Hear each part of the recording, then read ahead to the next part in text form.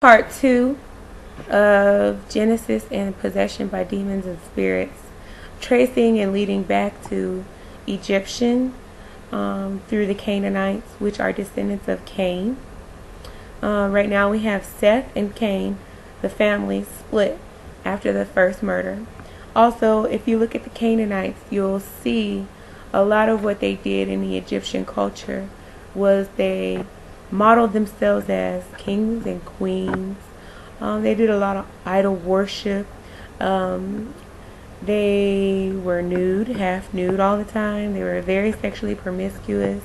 Abominations happened in these groups of people as well. Let's just look and see.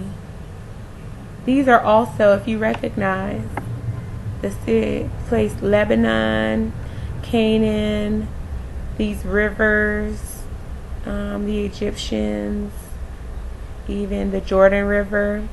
These were all places that Jesus used and that God also saved the slaves from these lands. And that is because God loves us. So the descendants of Cain were not responsible for Cain's murder. They weren't responsible for the things that he created or for the listening to the spirits and the demons that were revealing all the knowledge on how to create the things that entrapped him. That is the same thing we see in the United States nation and happening across nations right now. We are not to blame for the creations of the power heads or what they've done to enslave the people. Because we're the slaves, because we're on the other end, we automatically have God's favor to freedom of choice. God has always intervened for his people who did not have freedom of choice. So you should know you're God's people as a whole if you are being forced, controlled, obsessed, and possessed by spiritual control. That's basically what this is about. God is not pleased with it. Furthermore, he's not pleased with marriage that way either. So for those who are slaves to marry those in power, for those to be of one nation marrying those of another nation, is an abomination to God. And throughout religions, you'll see things like Babylon here. You're going to see Jerusalem. You're going to see all the things that are really controversial throughout religions. Which people is God's people? Which people is not? What name do we call God? All these questions, all these things that arose during this age of enlightenment. Now we're in the age of information, so we should be able to answer all these questions. And that's what I attempt to do. Another thing that God revealed to me is that there's going to be another famine. These are things that have already happened to slaves before, and God delivered his people. Let me just see what I'm looking at right here.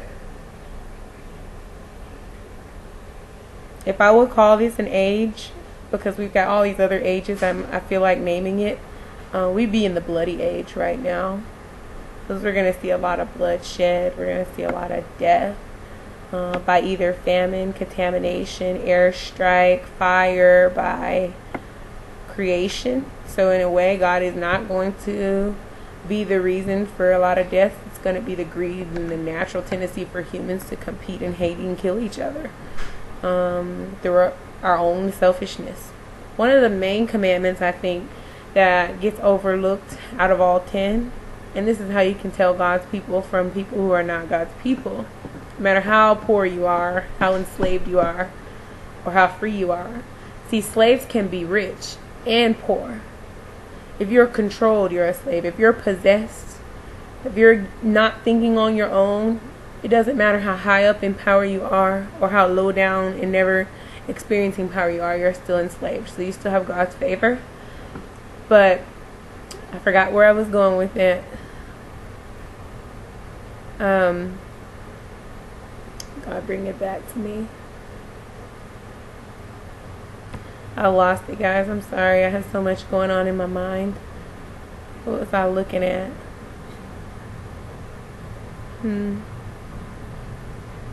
Okay. Well, anyways, one of the biggest things I believe, and I link in heritage first, we've got Seth and we've got Cain. That's half and half. We've got half of the world loving God, and we've got half of the world influenced by power and doing all this creation and control.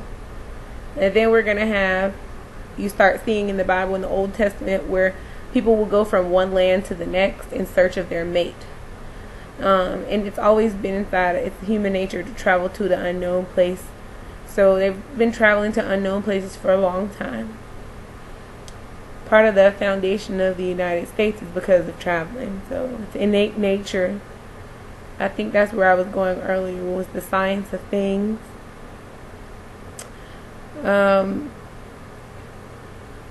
They started traveling for marriage purposes, for reproduction purposes.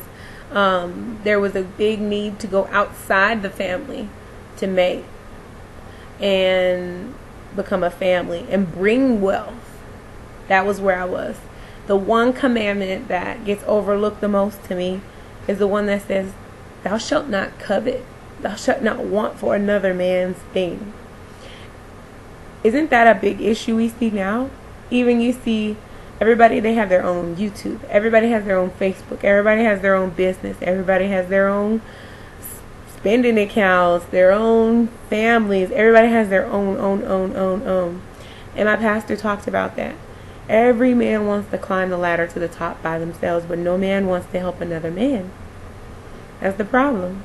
I'm going to do plenty of videos, and people are not going to support them just because they're not their videos. They didn't do it first, or they don't maybe even believe that I have something worthwhile to say. I'm well prepared for that. I look at the people that it may reach, and God bless you all who will read and listen to these words, because it will save you.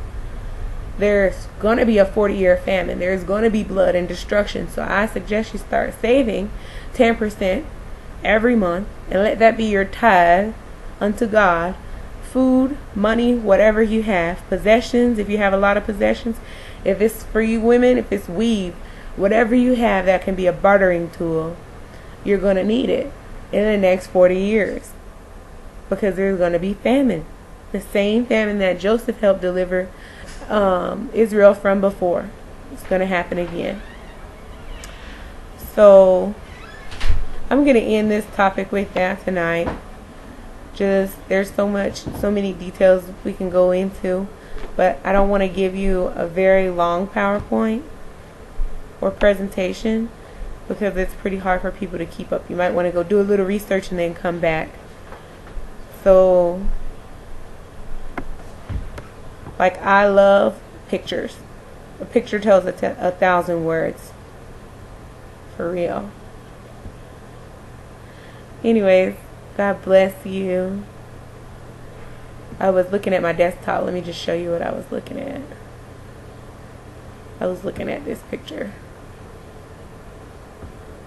We've come a mighty long way. See, I can take you through language another day, but I really want you to research these scriptures. I want you to read Genesis chapter 6, Job chapter 1. Let's see if we got the New Testament. Job chapter 2, Job chapter 38, and Exodus chapter 4. Here's a New Testament reference for the sons of God, which is John chapter 1, Romans chapter 8 and 14, 1 John chapter 3 and 1.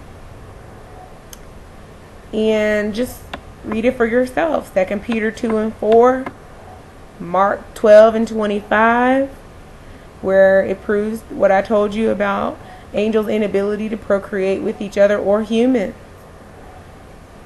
So I give you a lot to eat tonight. I hope you take it all in and just pray. Anytime I reveal things to you like this, one of the main things I want you to do is pray. Pray that God can heal you, clean you with His blood, and protect you from any of these wicked powers, forces, spirits that are out there trying to possess and trick and confuse God's people. Be aware, have your eyes open. If your eyes aren't open, stay tuned for more information. All right, it's a pleasure. Have a great night.